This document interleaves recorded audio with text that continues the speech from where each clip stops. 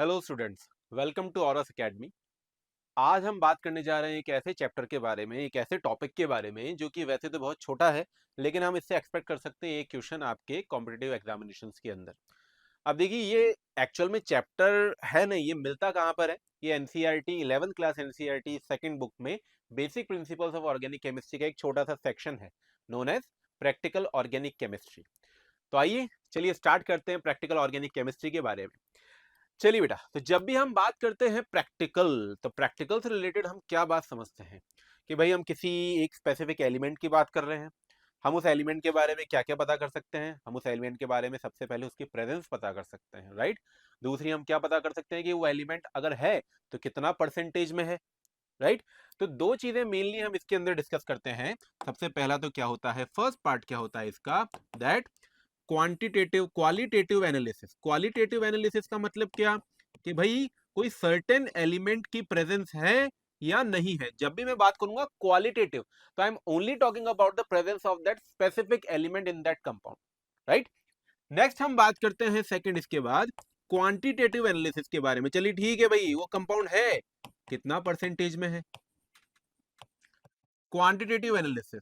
और third part है जिसको हम इन दोनों से बिल्कुल अलग पढ़ते हैं, that is known as purification of organic compound, जिसके अंदर हम फिजिकल मेथड्स कुछ लगाते हैं प्यूरिफिकेशन के लिए किसी सर्टेन ऑर्गेनिक कंपाउंड के। क्योंकि हम जानते हैं कि ऑर्गेनिक कंपाउंड जब बनते हैं तो साथ में बहुत सारे अदर बाई प्रोडक्ट्स भी बन जाते हैं, है ना। जैसे अगर हम कोई भी स्पेसिफिक कंपाउंड बनाए, लेट अस से क्लोरोफॉर्म बना रहे हैं या कुछ और बना रहे हैं, तो साथ में दूसरे वॉलेटाइल लिक्विड्स भी बन जाते हैं। तो हमको तो केवल क्लोरोफॉर्म चाहिए या अल्कोहल चाहिए, प्यूरिफिकेशन करवाना पड़ेगा, तब वहां पर थर्ड वाला पार्ट काम में आता है। क्वालिटेटिव एनालिसिस कुछ रिएक्शन बेस्ड होता है, क्वांटिटेटिव एनालिसिस कुछ फिजिकल केमिस्ट्री के like back titration, mole concept, इन कॉन्सेप्ट के ऊपर बेस्ड होता है। और प्यूरिफिकेशन अगेन कुछ स्पेसिफिक टेक्निक्स के ऊपर बेस्ड होता है। तो चलिए स्टार्ट करते हैं सबसे पहले वाले के ऊपर, that is purification and analysis of organic compound में सबसे पहला क्वालिटेटिव एनालिसिस। तो देखिए बेटा, जैसा मैंने आपसे कहा क्वालिटेटिव यानी मुझे पता करना है कि वो एलिमेंट है या नहीं है। यूजुअली हम बोलते हैं कि हमारे पास कोई भी ऑर्गेनिक कंपाउंड है, उसके अंदर कार्बन और हाइड्रोजन तो होते ही हैं भाई, है ना। तो कार्बन और हाइड्रोजन तो हमारे पास होंगे ही, सही, ऑलवेज प्रेजेंट है। हम बोल सकते हैं ऑक्सीजन कभी प्रेजेंट होता है, मोस्ट ऑफ द टाइम बहुत से कंपाउंड्स में ऑक्सीजन प्रेजेंट होता है। लेकिन अगर हम बोले फॉस्फोरस या कुछ दूसरे मेटल्स हैं, ग्रिग्नार्ड है, मतलब ये यूजुअली नहीं मिलते हैं हमारे पास किसी ऑर्गेनिक कंपाउंड के अंदर, ठीक है। तो रियरली प्रेजेंट हम इनको मानते हैं। तो मेनली हम टेस्ट किन एलिमेंट्स का लगाते हैं जो कि सबसे ज्यादा प्रेजेंट होते हैं, like carbon, hydrogen, we can say nitrogen, sulphur, like this, okay, halogens, like this. चलिए स्टार्ट करते हैं। तो सबसे पहली बात करते हैं detection of carbon and hydrogen. तो कार्बन और हाइड्रोजन को कैसे डिटेक्ट किया जाए, भाई यही तो सोल है ऑर्गेनिक कंपाउंड की।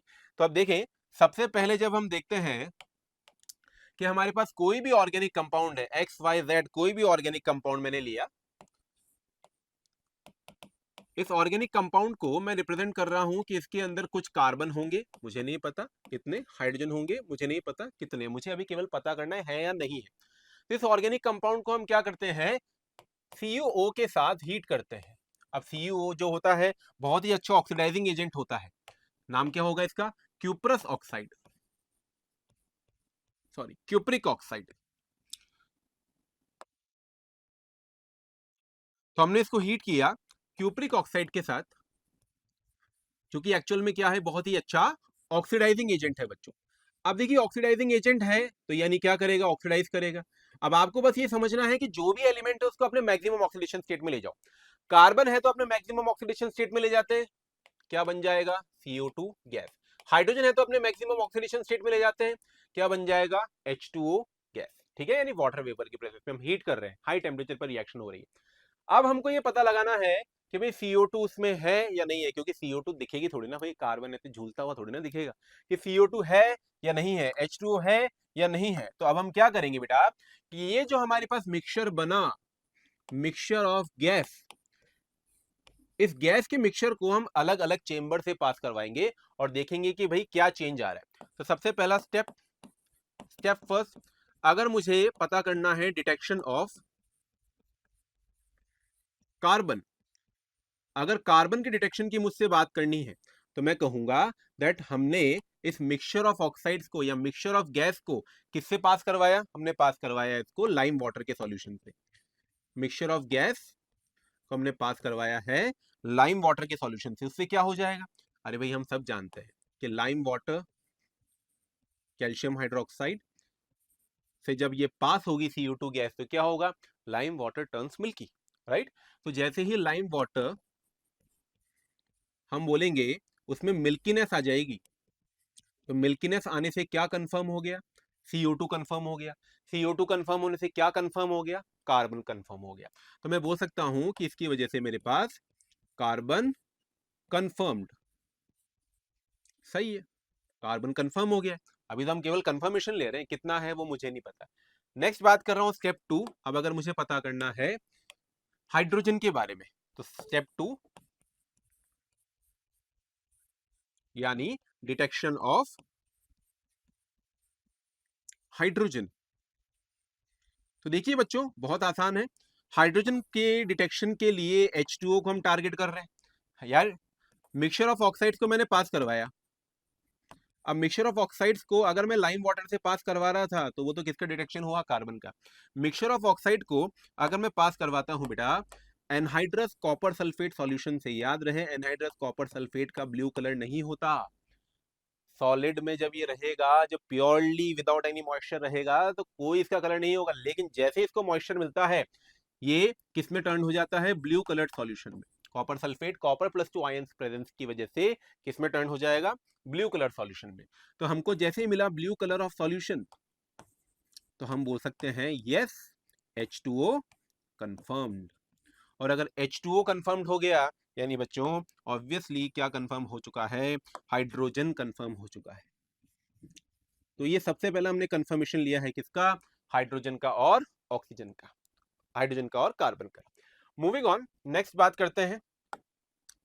अब बात करेंगे detection of nitrogen sulphur and halogen. अब देखिए nitrogen non metal, sulphur non metal, halogen non metal.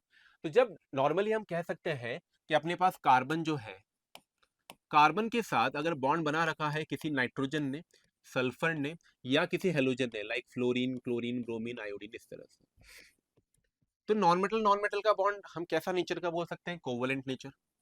अब अगर ये कोवलेंट नेचर का बॉन्ड है तो मुझे इसके आयंस मिलने बहुत मुश्किल होंगे। मैं बोलूंगा आयनिक फॉर्मेशन इतना इजीली नहीं मिलेगा, प्रेसिपिटेट इतना इजीली नहीं मिलेगा। तो हम प्रॉब्लम ही यही है that organic compounds of nitrogen sulphur and halogen are generally covalent in nature. Okay, और अगर कोवलेंट में है तो पहले तो हमको इसको किस में कन्वर्ट करना पड़ेगा, आयनिक कंपाउंड में। कैसे कन्वर्ट करें, होता क्या है कि हम टेस्ट ट्यूब के अंदर एक सर्टेन ऑर्गेनिक कंपाउंड लिया हमने और इसमें क्या किया बेटा, सोडियम के पैलेट्स डाले। तो लेट अस से ये व्हाइट से जो इंडिकेट कर रहा हूं मैं, ये सोडियम के टुकड़े हैं पैलेट से। और क्या किया, इसको हीट किया बर्नर के ऊपर। हीट करने से क्या होता है, सोडियम हाईली रिएक्टिव मेटल होता है, सभी कंपाउंड के साथ यूजुअली रिएक्शन करता है। तो इसके अंदर सोडियम नाइट्रोजन सल्फर हेलोजन सबके साथ रिएक्शन करेगा। अब नाइट्रोजन के साथ कैसे रिएक्शन करेगा, सोडियम जो है वो इसके अंदर साइनाइड अगर है, नाइट्रोजन इस फॉर्म में है, कार्बन प्लस नाइट्रोजन, तो ये क्या बना लेगा, NaCN का प्रेसिपिटेट बना लेगा। अगर सोडियम के साथ यहाँ पर लेट अस से सल्फर था ऑर्गेनिक कंपाउंड में, तो ये उसको एक्सट्रैक्ट करेगा और क्या बना लेगा, Na2S का प्रेसिपिटेट बना लेगा। अगर हमारे पास इसमें कोई हेलोजन था, लेट अस से क्लोरीन ब्रोमीन आयोडीन, तो ये उसका प्रेसिपिटेट बना लेगा। तो बेटा ये जो हमको प्रेसिपिटेट मिल रहा है इसी को हम क्या बोलते हैं, लेसाइन एक्सट्रैक्ट बोलते हैं। लेसाइन, लेसिग्ने, मेरा प्रोनाउंसिएशन क्लियर नहीं हो सकता लेकिन मेरी स्पेलिंग क्लियर है बच्चों। लेसिग्ने या लेसाइन एक्सट्रैक्ट इसको हम लोग बोलते हैं।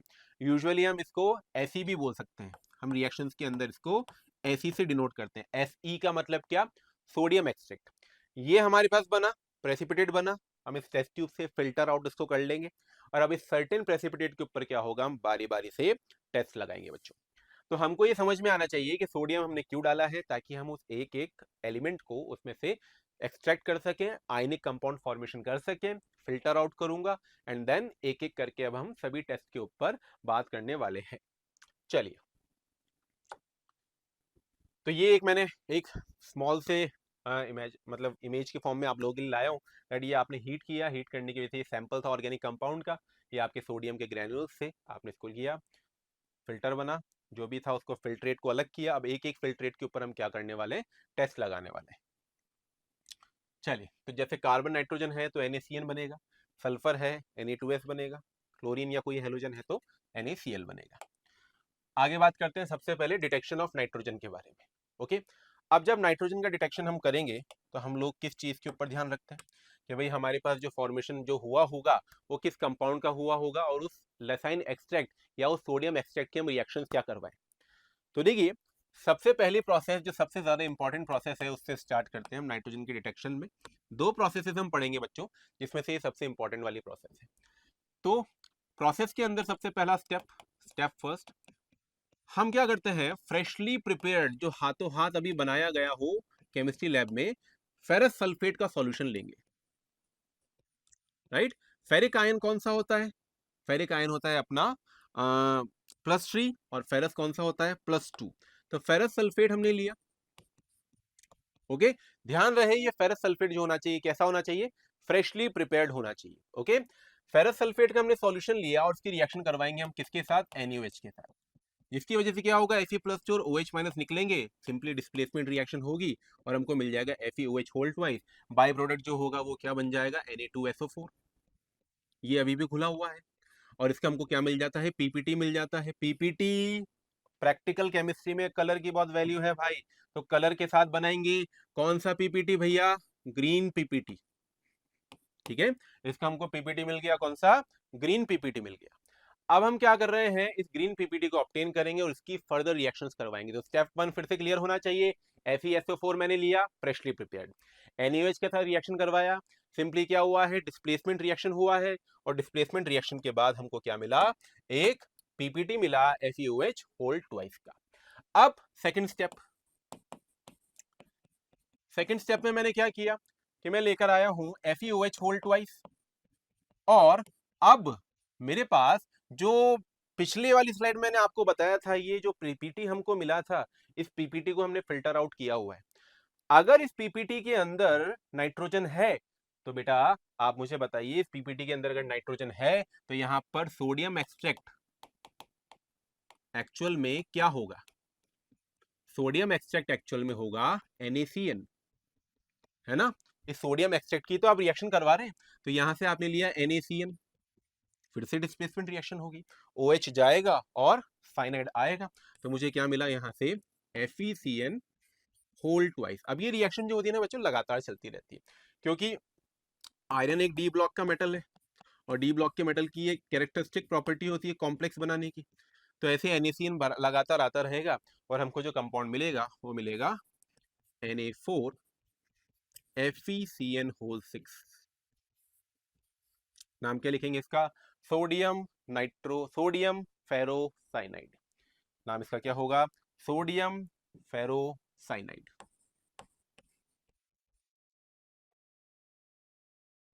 फेरोसाइनाइड।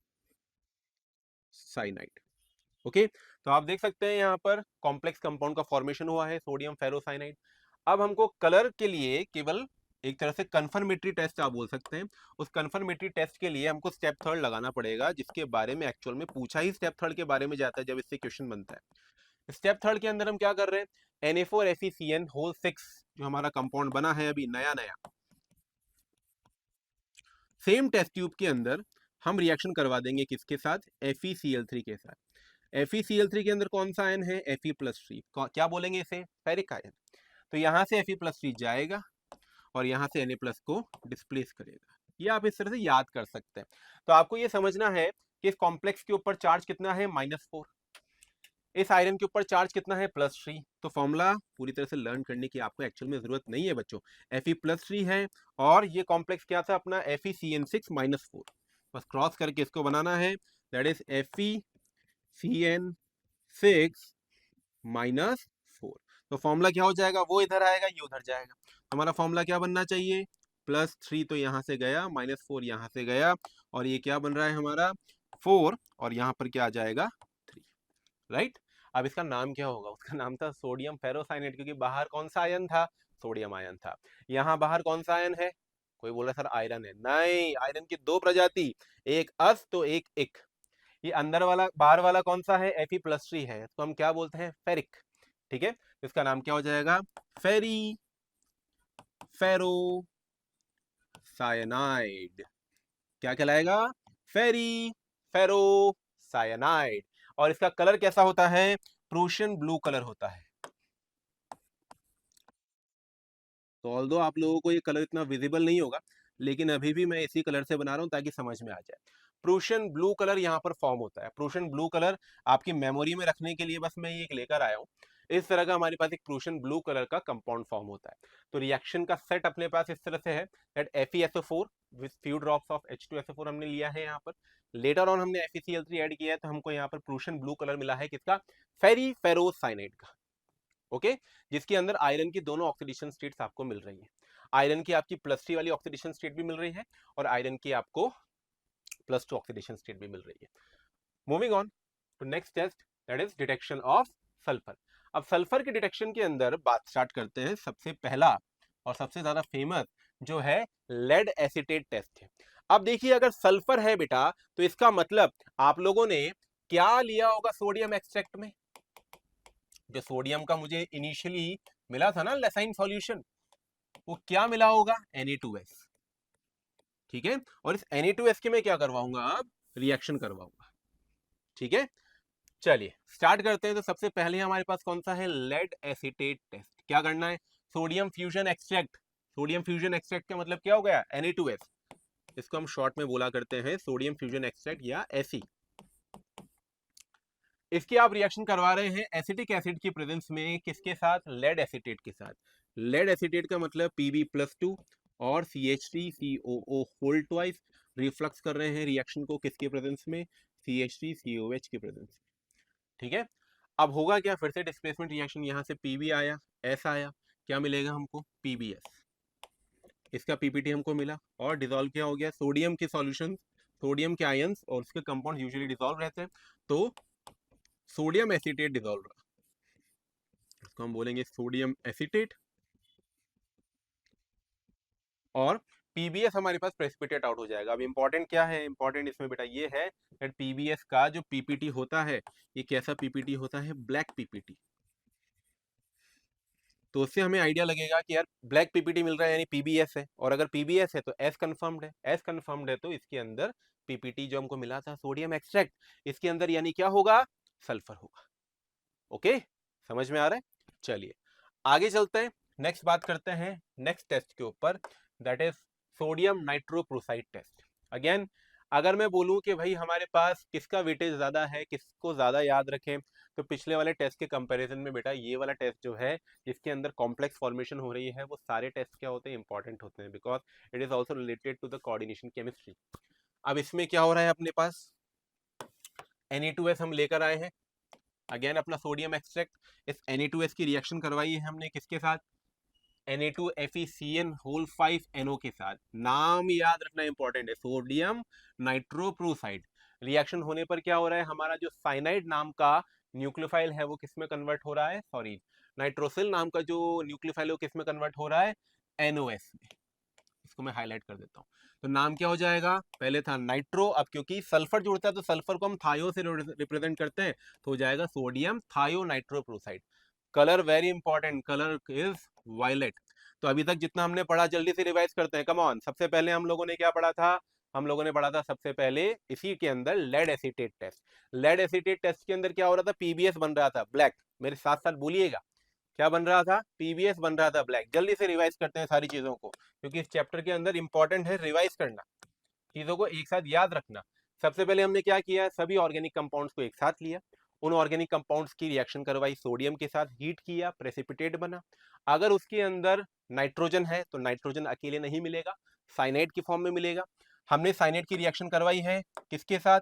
साइनाइड की रिएक्शन करवाई है Fe, जो हमारा NaCN बना था FeSO4 के साथ रिएक्शन करवाई, यानी FeSO4 से हमको मिला FeOH whole twice, green PPT. इस FeOH होल ट्वाइस की हमने NaCN से रिएक्शन करवाई कंटिन्यूअसली, तो हमको क्या मिला? फेरी फेरोसाइनाइड। कलर क्या था? जल्दी से बोलिए। फेरी फेरोसाइनाइड। आप लोग जब वीडियोस देख रहे हैं तो कलर बोलते रहिए, प्रूशियन ब्लू कलर। तो कंफर्म हुआ हमारे पास क्या?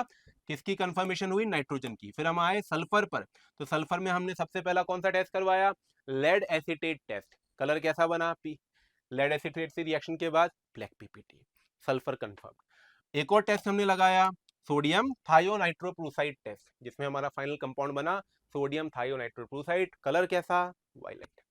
तो इस तरह से हमारे पास फिल्ट्रेट जो था, few drops of sodium nitroprusside liquid solution होता है, ब्लूइश सा व्हाइट कलर का सॉल्यूशन बनता है, कंफर्म देता है ये सल्फर की प्रेजेंस। आगे चलते हैं, नाइट्रोजन और सल्फर दोनों अगर एक साथ हैं, आप लोगों ने मूवीज में देखा होगा ना, ऐसे अचानक से हाथ काट के बता देते हैं भाई, तो एक्चुअल में हाथ थोड़ी ना काट रहे हैं।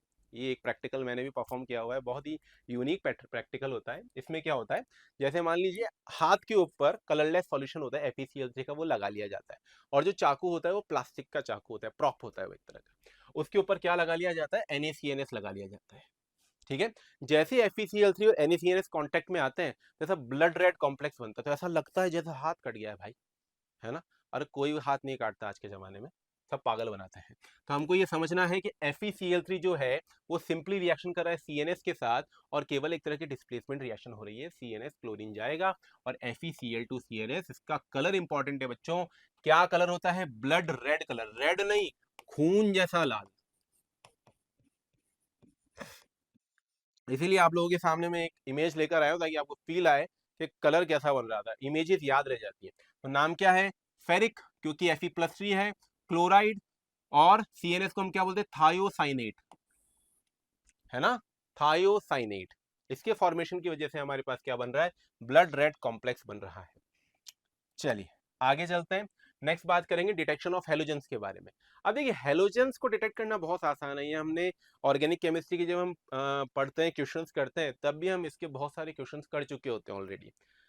क्या होता है इसके अंदर, हम कोई भी अपना कंपाउंड लेकर आए, NaX लाइक में लेकर आया, मान लीजिए NaCl, ये सोडियम एक्सट्रैक्ट था, स्टार्टिंग में जो हमको मिल गया था फिल्ट्रेट में, इसकी रिएक्शन मैंने करवाया AgNO3 के साथ। अब NaCl हो सकता है, NaBr हो सकता है, NaI हो सकता है बेटा, तो ऑब्वियसली प्रेसिपिटेट क्या बन सकता है, AgCl बन सकता है, AgBr बन सकता है, या AgI बन सकता है। तो तीन तरह के प्रेसिपिटेट बन सकते हैं। मुझे कैसे पता लगेगा कि कौन सा प्रेसिपिटेट है, कलर से। तो ये कौन सा कलर होगा, व्हाइट कलर, ये होता है भाई हमारा पेल येलो, हल्का पीला कलर, और ये होता है हमारा येलो या डार्क येलो पीपीटी। तो अगर हमको व्हाइट पीपीटी मिल रहा है तो क्लोरीन कंफर्म होता है, हल्का पीला ब्रोमीन कंफर्म करता है, गहरा पीला आयोडीन को कंफर्म करता है। ओके, अब इसके बाद एक दूसरा टेस्ट है जिसके ऊपर जेई मेंस में एक बार क्वेश्चन आ चुका है। क्वेश्चन बस ये आया था, which of the following test is used for the detection of halogen. बस 4 टेस्ट के नाम लिखे हुए थे बेटा, इवन रिएक्शन भी नहीं लिखी हुई थी। तो वो कौन सा टेस्ट है, बेल्स्टीन टेस्ट। होता क्या है इस टेस्ट में, हम एक ऑर्गेनिक कंपाउंड लेते हैं, कॉपर वायर का लूप उसके अंदर डिप करते हैं, उस ऑर्गेनिक कंपाउंड के अंदर हेलोजन होना चाहिए। कॉपर वायर का लूप क्या होता है, इस तरह का एक कॉपर वायर का हमने लूप बनाया हुआ है, इस लूप को हमने क्या किया, उस टेस्ट ट्यूब के अंदर डिप किया जिसमें वो ऑर्गेनिक कंपाउंड भरा हुआ था। ठीक है, फिर डिप करने के बाद हम इस लूप को कहाँ ले जाते हैं, बर्नर के आगे, कोई बर्नर है जिसमें से आग निकल रही है, उस बर्नर के आगे आप क्या करेंगे, इस लूप को ले जाएंगे, तो फ्लेम का कलर क्या हो जाता है, चेंज हो जाता है। हर एक कंपाउंड, हर एक हेलोजन के लिए अलग अलग फ्लेम का कलर आता है बच्चों। इस वजह से फ्लेम कलर के बेसिस पर जो टेस्ट होता है वो कौन सा होता है, बेल्स्टीन टेस्ट होता है। जैसे आयोडीन का ब्लू कलर आ जाता है, गोल्डन येलो, इस तरह के कलर्स बनते हैं। ठीक है, आगे चलते हैं। तो ये हमारा था क्वालिटेटिव एनालिसिस।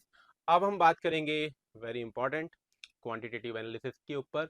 अगर हम बोले क्वालिटेटिव और क्वांटिटेटिव, तो क्वांटिटेटिव एनालिसिस से जो क्वेश्चंस बनते हैं वो कहीं ज़्यादा इजी होते हैं, क्योंकि हमको रटना कम है, बस कैलकुलेटिव पोर्शन ज़्यादा है। चलिए स्टार्ट करते हैं। तो सबसे पहला है इसके अंदर estimation of carbon and hydrogen, यानी कार्बन और हाइड्रोजन कंपाउंड के अंदर है, ये तो हमने पता लगा लिया है क्वालिटेटिव एनालिसिस से। अब हम क्या पता लगा रहे हैं कि कितना परसेंटेज में है, कितना मास होगा, लाइक दैट। ठीक है, तो इसके अंदर हमने क्या किया है, हमने सबसे पहला टेस्ट लगा रहे हैं हम, लिबिक टेस्ट, लिबिक मेथड। चलिए मित्रों बात स्टार्ट करते हैं। अचानक बीच बीच में मोदी जी याद आ जाते हैं तो मित्रों बन जाते हैं, है ना। तो लिबिक मेथड के ऊपर बात करें तो क्या हुआ, हमने जो अपना ऑर्गेनिक कंपाउंड था वो ऑर्गेनिक कंपाउंड लिया।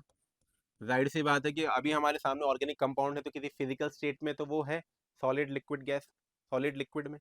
हमने क्या किया, उस कंपाउंड का मास कर लिया, तो मैंने माना कि भाई W ग्राम का वो कंपाउंड था। अब हिसाब किताब की बात करनी पड़ेगी ना भाई, तो मैंने इसकी रिएक्शन करवाई किसके साथ, अगेन CuO के साथ। आपको याद आ रहा हो तो करवाई थी मैंने reaction.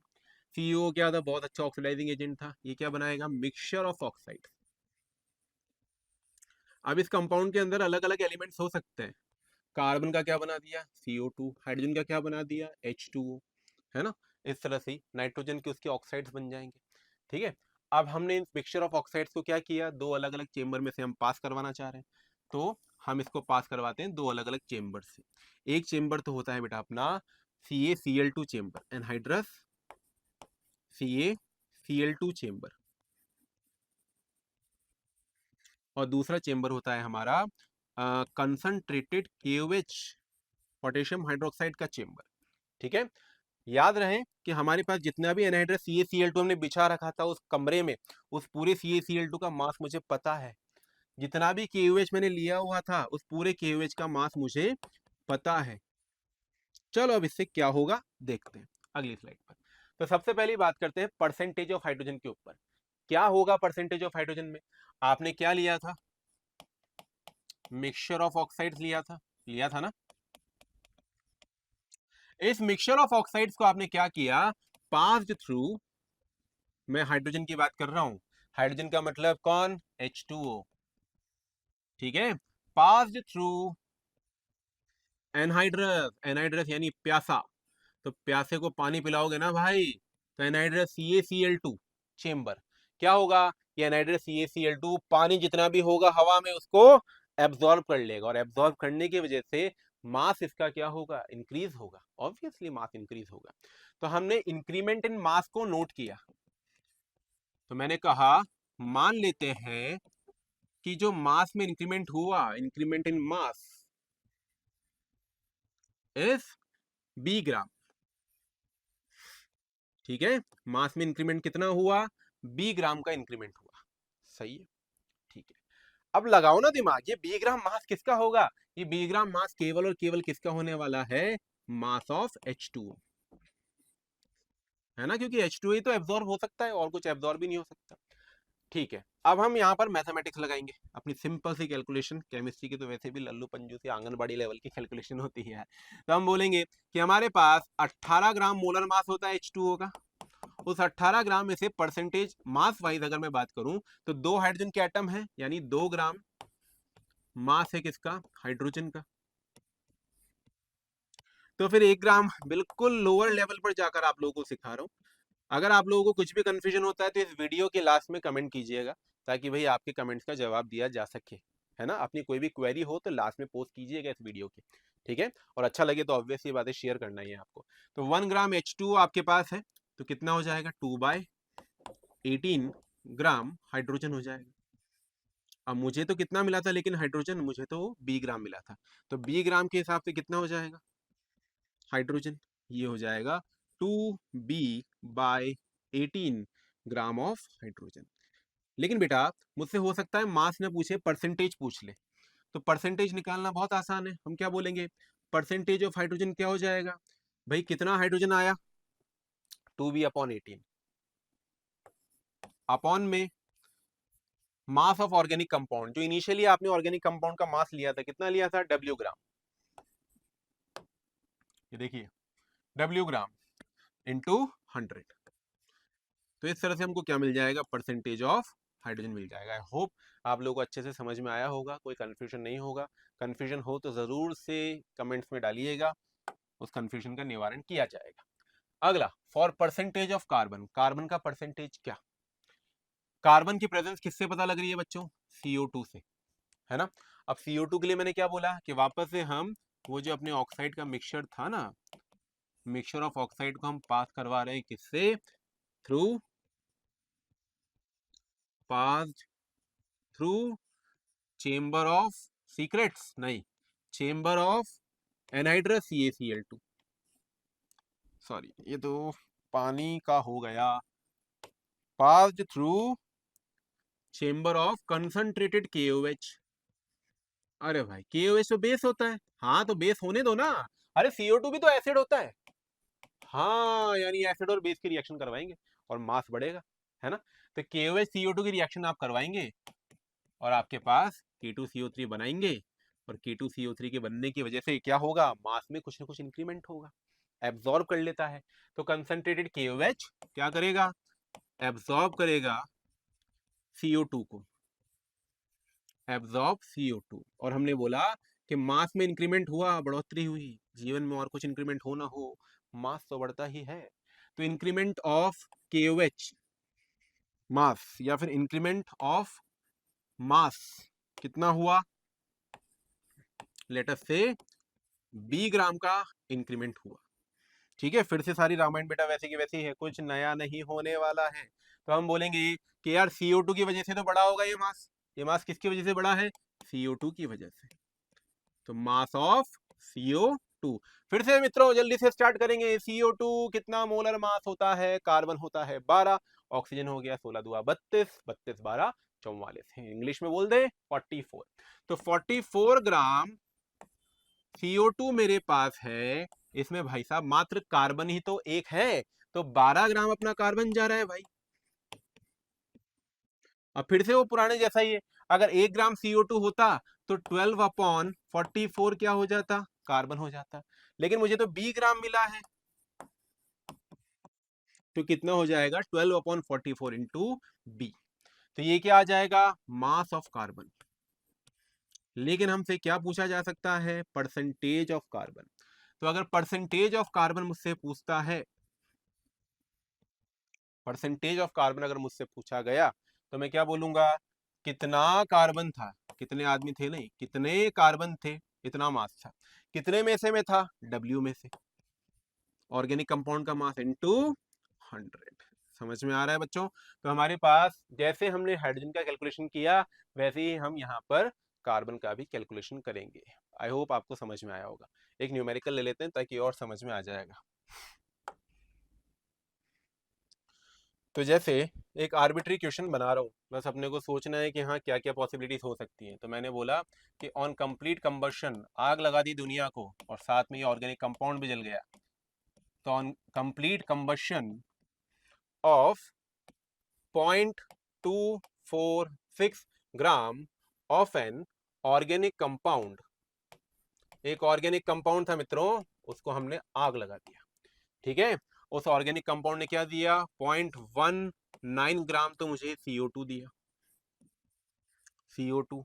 Then percentage of carbon in that compound, carbon के परसेंटेज से समझा रहा हूं, आप हाइड्रोजन पर भी अप्लाई कर सकते हैं। Percentage of carbon in that compound, उस कंपाउंड के अंदर कितना परसेंटेज होगा कार्बन का। अरे तो भाई सीधी सी बात है, अभी तो पढ़कर आ रहे हैं, या तो फॉर्मूला याद कर लो या एग्जाम में फटाफट से डिराइव हो जाता है। 12B44 इंटू W इंटू 100, यानी हम डायरेक्टली बोलेंगे percentage of carbon 12B upon में 44। तो बेटा ऊपर मैंने क्या रखा है, मास ऑफ एलिमेंट, नीचे क्या है, मोलर मास ऑफ CO2, ठीक है, इंटू 100, दैट्स इट। तो 12 कितना मास लिया था भाई हमने, कितना हमको CO2 मिल रहा है, W भी आएगा यहाँ पर, कितना CO2 मिल रहा है 0.19 इंटू 0.19 अपॉन में 44 इंटू कितना हमने ओवरऑल ऑर्गेनिक कंपाउंड लिया था 0.246 इंटू 100, ये आपको दे देगा परसेंटेज ऑफ कार्बन। बहुत साधारण सी इजी से सवाल बनते हैं बच्चों, है ना, घबराना नहीं है, शांति से क्वेश्चन को देखेंगे, क्या क्या डेटा दिया है उस डेटा को डायरेक्टली सब्स्टिट्यूट करेंगे, put the value and get the answer, that's it. आगे चलते हैं, नेक्स्ट बात करते हैं एस्टिमेशन ऑफ नाइट्रोजन। बहुत चर्चित मेथड है नोन एज ड्यूमास मेथड। भाई साहब बहुत पूछा जाता है और काफी तरह के अलग अलग मिक्स करके क्वेश्चन इससे बनाए जा सकते हैं, है ना। हम वो तरीका भी देखेंगे और एक कैटेगरी है इसमें जो मिक्स कर सकता है वो भी हम देखेंगे। चले स्टार्ट करते हैं। तो ड्यूमास मेथड का एपरेटस तो जो है वो एनसीईआरटी के अंदर है, वो एपरेटस मैं आपको समझाऊंगा, लेकिन सिंपल तरीके से, है ना, बहुत ल्यूसिड तरीके से। चलिए, तो estimation of nitrogen Dumas method के अंदर हम क्या कर रहे हैं, हमने लिया था अपना ऑर्गेनिक कंपाउंड, वापस से मैं कहूंगा कि कुछ मास तो होगा, है ना, कुछ ना कुछ मास तो होगा। तो उस ऑर्गेनिक कंपाउंड का मास लिया हमने और क्या किया बेटा, फिर से वही ऑक्सीडाइजिंग एजेंट लेकर आ गए CuO, जैसे हमने पिछली बार देखा था। क्या हुआ होगा, रिएक्शन, सबका ऑक्साइड कन्वर्जन स्टार्ट हुआ होगा।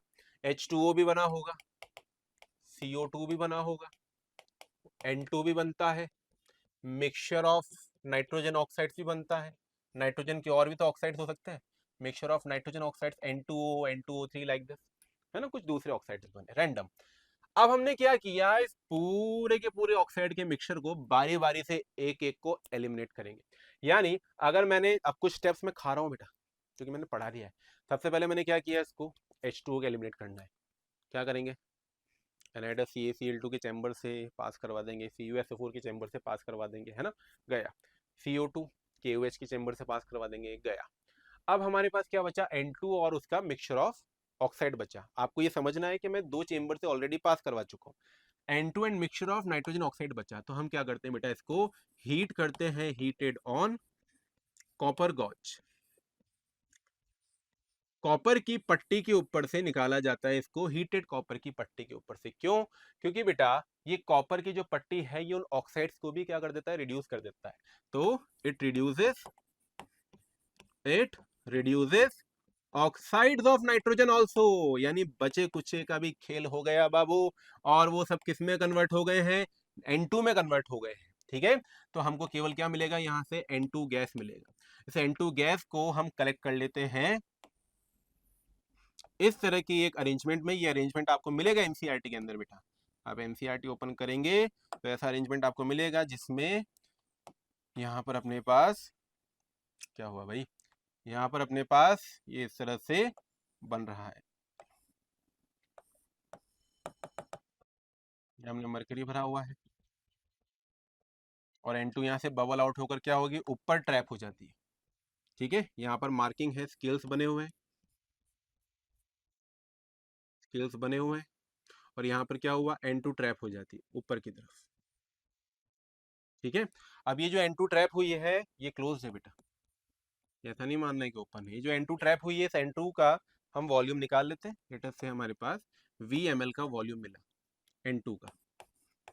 आपको तो पूरे रामायण पर ध्यान नहीं देना, आपको तो ये ध्यान देना है कि नाइट्रोजन जो कितना वॉल्यूम वो दे रहा है। ठीक है, कंडीशन कौन सी चल रही है ये आपके मन में आ रहा होगा। तो अभी हम कौन सी कंडीशन लेकर बात कर रहे हैं, STP condition, standard temperature and pressure condition. अगर इसके अलावा कुछ और दे तो क्या करें, करेंगे बात। अभी STP कंडीशन पर हमको क्या हुआ, नाइट्रोजन का VmL का वॉल्यूम मिल गया, सही है। अब हम वापस से मोल कॉन्सेप्ट लगाएंगे कि यार अगर नाइट्रोजन का 1 मोल होता तो 1 मोल N2 का वॉल्यूम कितना होता भाई। तो 1 मोल गैस का वॉल्यूम कितना होता है एसटीपी कंडीशन पर, 22.4 लीटर या 22400 ml। और मोलर मास कितना होता है 1 मोल किसी भी सब्सटेंस का, मास कितना होता है 1 मोल किसी भी सब्सटेंस का, उसके मोलर मास के बराबर। यानी ये कितना हो जाएगा, molar mass 28 gram of nitrogen के बराबर। हाँ या ना। देखो तुम लोगों से अभी तुम लोग कनेक्टेड नहीं हो, तुम लोगों को देख नहीं पा रहा हूँ, तो जब वीडियो देख रहे हो तो पूरा खोकर देखना और उस हिसाब से जवाब देते हुए चलना है ना। ऐसा समझना कि मैं सुन रहा हूँ तुम्हारी बातें। 28 gram of nitrogen, volume 22400 ml। अब हम इसको तो हटाओ और वॉल्यूम से रिलेट करेंगे। अगर 1 ml होता तो 28 अपॉन 22400 ग्राम ऑफ नाइट्रोजन। अगर मेरे पास VmL मिला ना, अभी VmL ध्यान रहे लेकिन STP पर, तो क्या हो जाएगा 28V upon 22400 gram of nitrogen. Percentage निकालना है, ये तो मास आ गया ना नाइट्रोजन का, परसेंटेज निकालना है तो परसेंटेज ऑफ नाइट्रोजन कैसे निकालेंगे, mass of nitrogen upon mass of organic compound W into 100। तो ये मुझे दे देगा अपने ऑर्गेनिक कंपाउंड के अंदर नाइट्रोजन का परसेंटेज। लेकिन ध्यान रहे कंडीशन कौन सी चल रही है बेटा, STP। सर अगर STP के अलावा कुछ और दिया हो तो कोई दिक्कत नहीं है। मान लो कि आपके पास किसी ऐसे बोला गया कि 2 atm का प्रेशर है भाई, और हम लेकर चल रहे हैं लेट अस से 27 डिग्री सेल्सियस, और अपने पास वॉल्यूम जो मिल रहा है नाइट्रोजन का वो मिल रहा है 50 ml, ऐसा उसने बोल दिया। अब आपको इस वॉल्यूम को सबसे पहले किस में कन्वर्ट करना पड़ेगा, STP वाले वॉल्यूम में। कैसे कन्वर्ट करेंगे, PV is equals to NRT से। आप बोलेंगे इस कंडीशन में नाइट्रोजन के जितने मोल्स होंगे उतने ही STP कंडीशन में होंगे, संख्या थोड़ी ना चेंज हो जाएगी। तो हम बोलेंगे moles of nitrogen at any condition is equals to moles of nitrogen at STP. PV is equals to NRT, right. तो N is equals to PV by RT। तो pressure of STP, volume of STP upon RR, तो दोनों तरफ cancel हो जाएगा, temperature of STP। और इस तरफ क्या होगा, प्रेशर जो दिया हुआ है 2 atm, वॉल्यूम जो दिया हुआ है 50 ml, मैं सब्सटीट्यूट ही कर देता हूँ। प्रेशर कितना 2 atm, वॉल्यूम कितना 50 ml।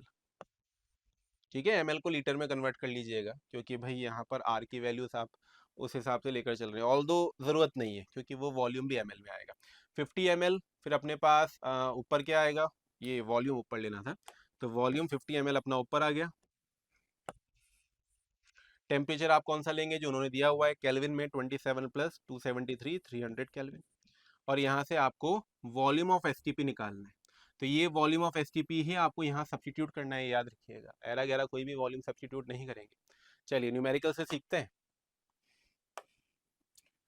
क्वेश्चन मुझे दिया जा रहा है that in Dumas method of estimation of nitrogen 0.3 gram of an organic compound give 50 ml of N2 at 300 Kelvin temperature and 715 millimeter of mercury pressure.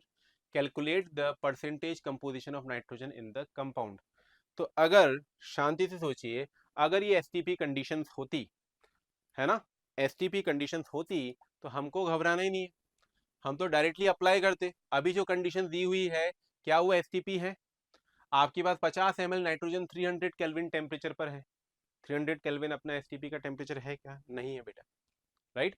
और अपने पास जो STP कंडीशन ही नहीं है, तो ये वॉल्यूम भी STP का नहीं है, तो फिर हमको क्या करना पड़ेगा, इस वॉल्यूम को STP में कन्वर्ट करना पड़ेगा। सबसे पहले तो ये काम होगा अपना। तो हम क्या बोल सकते हैं कि अपने पास ये पिछला वाला लगाना है,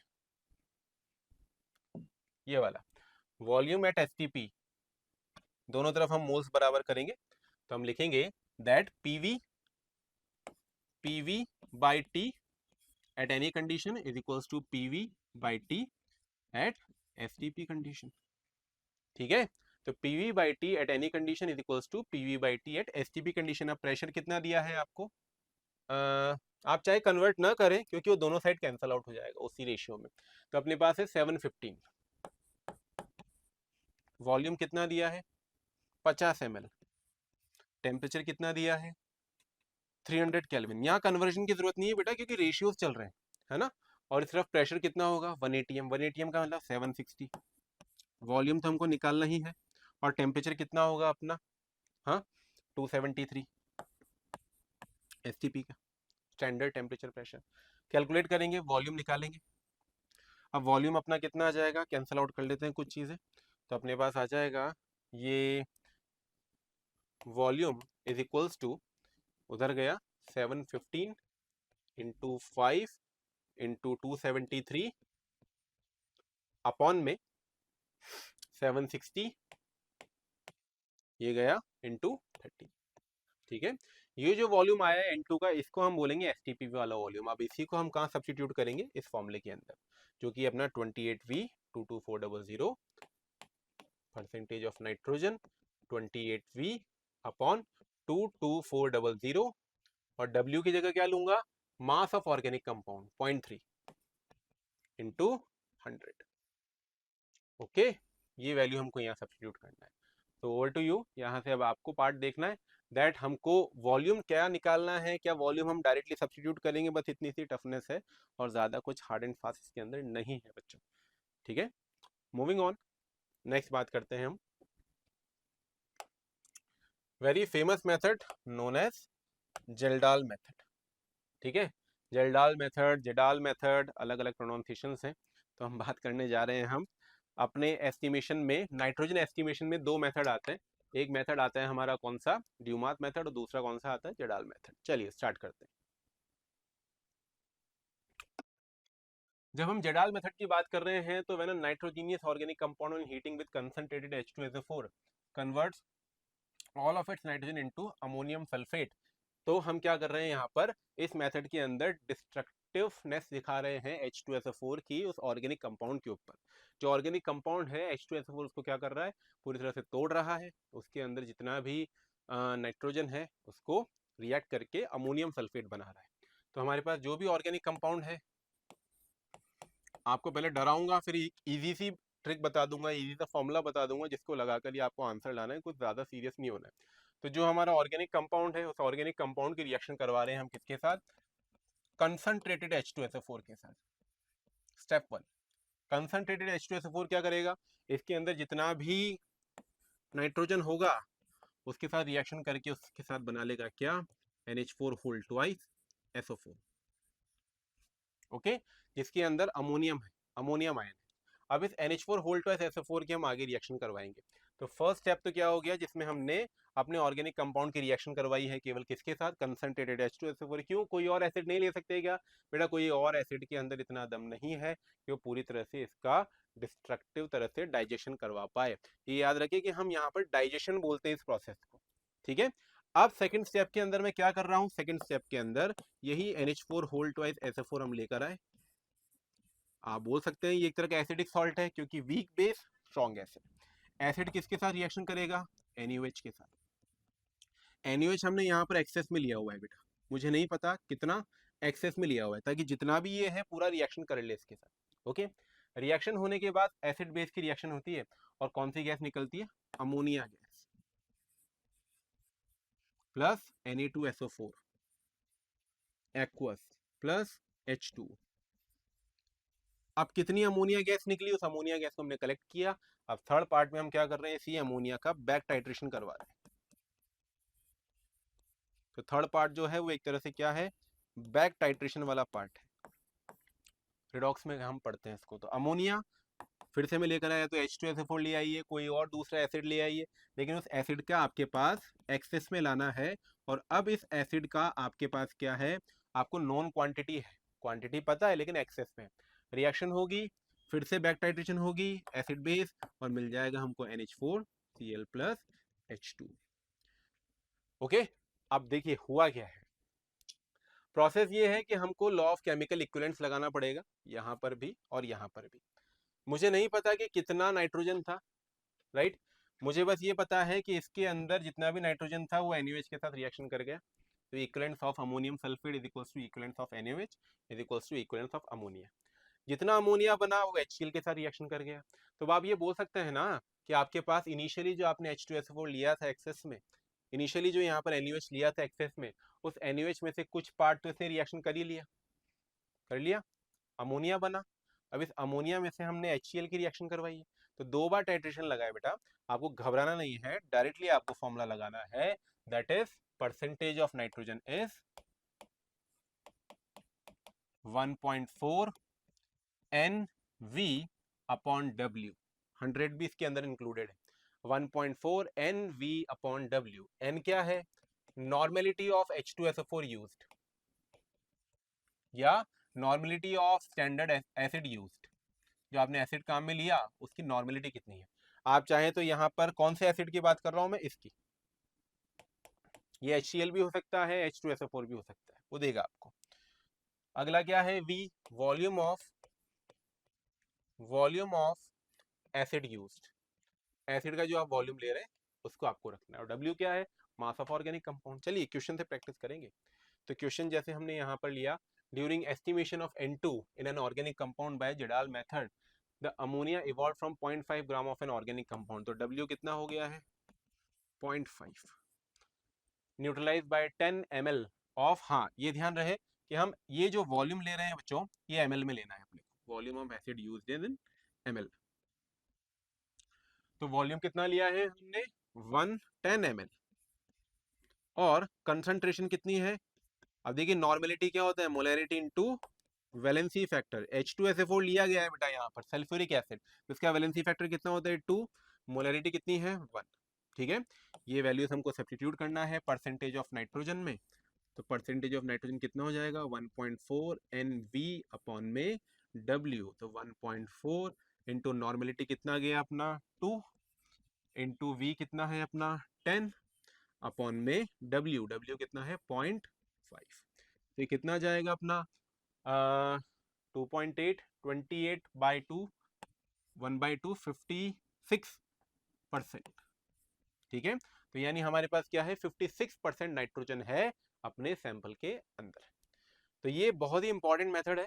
इसके बाद के मेथड कंपैरेटिवली इजी हैं, इसके पहले की भी मेथड कंपैरेटिवली इजी हैं, और इस मेथड को जिसको टफ बोलते हैं हम, उसका मैंने शॉर्ट तरीका आपको बता दिया है। ठीक है, बैक टाइट्रेशन इन सब में आपको नहीं पढ़ना है अभी। आगे चलते हैं, नेक्स्ट बात करते हैं कैरियस मेथड। और कैरियस मेथड जो है ये बहुत इजी मेथड्स हैं। इस तरह के मेथड जो है हमने लिबिक मेथड जो पढ़ा थोड़ा थोड़ा उसी तरह से ही। देखिए हेलोजन्स का इसके अंदर हम एस्टिमेशन लगा रहे हैं कितना परसेंट हेलोजन है। हमने क्या किया था, इसमें AgNO3 लिया था, एक्वस सॉल्यूशन। ऑर्गेनिक कंपाउंड की हमने रिएक्शन करवाई थी। मान लीजिए कोई भी ऑर्गेनिक कंपाउंड है, RCl है ना, ये ऑर्गेनिक कंपाउंड है, तो क्या होगा, AgCl का पीपीटी यहाँ से मिलेगा। इस पीपीटी का मैंने क्या कर लिया, वजन ले लिया, W ग्राम का पीपीटी है, इसको हम A ग्राम मान लेते हैं, W हम इनिशियल वाले को मान लेंगे। तो ये मेरा गया, A ग्राम पीपीटी मुझे मिला। ये कितना था, ऑर्गेनिक कंपाउंड W ग्राम था। ठीक है, अब ये जो A ग्राम मिला, इसी के ऊपर सारी चीजें लगानी, जैसे CO2 H2O पर लगा रहे थे, तो हम बोलेंगे कि AgCl का मास कितना है भाई, 108 तो ये हो गया, और 35.5 ये हो गया, है ना। तो कितना हो गया ये हमारे पास, 0.5 3 143.5 अप्रोक्स में मैं अभी 143 ले रहा हूँ। तो 143 ग्राम हमारे पास AgCl है मोलर मास में, ग्राम पर मोल। तो अब क्या बोल सकते हैं हम, अगर हमारे पास 143 ग्राम AgCl है, बेटा अब आपको रटना नहीं है, आप एग्जाम में क्विकली डिराइव कर सकते हैं। 143 ग्राम AgCl के अंदर क्लोरीन कितना है, 35 ग्राम है। 35.5 नहीं मानकर मैं 35 मान रहा हूँ बस अभी, ताकि आप लोगों का एक फॉर्मूला बने, आइडिया आपको लगे। अब अगर ये 35 ग्राम है, तो A ग्राम AgCl में कितना होगा मामला, A ग्राम AgCl में होगा 35/143 into A gram of HCl। Percentage of chlorine कितना हो जाएगा, mass of chlorine 35A upon 143 into 100, 35A into 143 into 100। तो ये परसेंटेज ऑफ क्लोरीन इस तरह से निकल जाएगा जैसे लिबिक मेथड में किया था। अब आपको कोई भी कैरियस मेथड के अंदर कुछ भी आ जाए, सल्फर आ जाए, बस आपको पता होना चाहिए पीपीटी किसका बोल रहा है। जैसे भाई सल्फर के अंदर क्या होगा, ये आपके पास कोई भी ऑर्गेनिक कंपाउंड है, उसके अंदर मान लीजिए सल्फर है, in the form of sulphate sulphur है। ठीक है, तो अब आपने रिएक्शन करवाया, इसके अंदर सल्फर होगा। रिएक्शन करवाने के बाद जो पीपीटी मिला वो किसका मिला, BaSO4 का। इसके अंदर इंपॉर्टेंट क्या है, BaSO4 का पीपीटी। तो आप जनरलाइज कीजिए बेटा, फॉर्मूले को रटना नहीं पड़ेगा। हम क्या बोलेंगे, मास ऑफ वन एटम, ठीक है, मास ऑफ वन एटम, जिसका एस्टिमेशन आप कर रहे हो उस एटम का mass, into mass of PPT. PPT का मास कितना मिला, है ना, जैसे यहां पर A ग्राम मिला था, mass of PPT upon molar mass of compound, upon molar mass of compound. एक minute,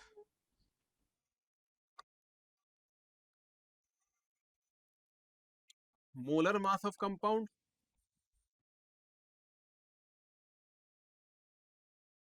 into mass of organic compound जो आपने इनिशियली लिया था, mass of organic compound initially जो हमने लिया था, इनटू 100। तो अब जैसे बेटा मान लीजिए सल्फर का एस्टिमेशन करना है, फॉस्फोरस का करना होगा, तो कैल्शियम फॉस्फेट इस तरह से पीपीटी देगा आपको। तो आपको जैसे यहाँ पर सल्फर का एस्टिमेशन करना है, तो आप क्या बोलेंगे, मास ऑफ वन सल्फर एटम क्या हो जाएगा, 32। मास ऑफ पीपीटी फॉर्म मान लो A ग्राम मिला था, A अपॉन में मोलर मास ऑफ कंपाउंड, तो मोलर मास ऑफ